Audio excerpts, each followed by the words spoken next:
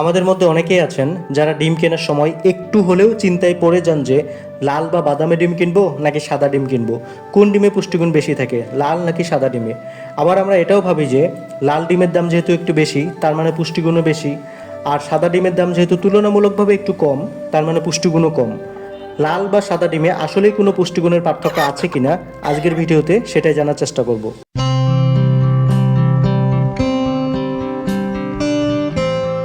ডিম এমন একটি পুষ্টিগুণ সমৃদ্ধ খাবার যা দিয়ে আপনার দেহের প্রায় 70% নিউট্রিশন পূরণ করতে পারেন। ডিমকে পৃথিবীর মধ্যে রেফারেন্স প্রোটিন বলা হয়, কারণ অন্য অনেকগুলো প্রোটিনকে এটা পূরণ করতে পারে। ডিমের সাদা অংশটা পুরোটা প্রোটিন এবং সেখান থেকে আমরা অ্যালবুমিন পেয়ে থাকি।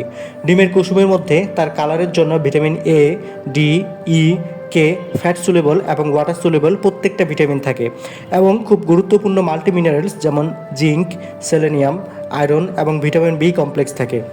ডিমের কুসুমের মধ্যে খুব গুরুত্বপূর্ণ একটি উপাদান হলো কোলিন। এটা আমাদের ব্রেনের নিউরো ট্রান্সমিটার হিসেবে কাজ করে থাকে। লিভারকে হেলদি রাখতে এই কোলিন খুব গুরুত্বপূর্ণ ভূমিকা পালন করে। যে কোনো সিকনেস থেকে দ্রুত রিকভারির জন্য যে ভালো প্রোটিন দরকার সেটা ডিমের বিকল্প ছাড়া আর কিছুই হতে পারে না।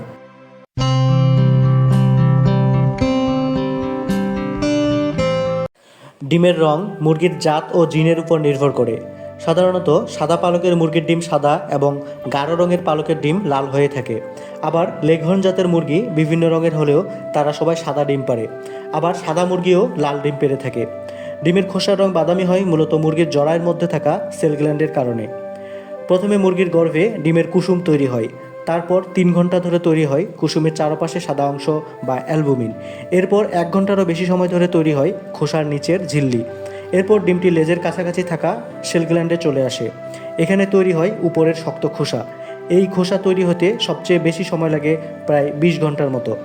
এভাবে প্রায় সব প্রক্রিয়া শেষ করে একটি ডিম তৈরি হতে প্রায় 26 ঘন্টা সময় লেগে যায়। সব ডিমের খোলস শুরুর দিকে সাদাই থাকে। ডিম তৈরির শেষ পর্যায়ে এসে মুরগির দেহের এক ধরনের রঞ্জক পদার্থ থেকে এই রং তৈরি হয়, তবে যেসব ডিম সাদা থাকে সেগুলোই রংযোগ হয় না। আবার মুরগির বয়স যত বাড়তে থাকে এবং তারা যদি স্ট্রেস কন্ডিশনের মধ্যে দিয়ে যায় তাহলে ডিমের রং সাদা হয়ে থাকে।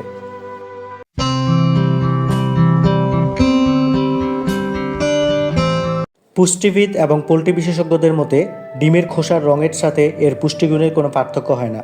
তবে লাল ডিমে ওমেগা-3 ফ্যাটি অ্যাসিড সামান্য বেশি রয়েছে এবং এই পার্থক্য এতটাই সামান্য যে তাতে খুব একটা ফারাক হয় না।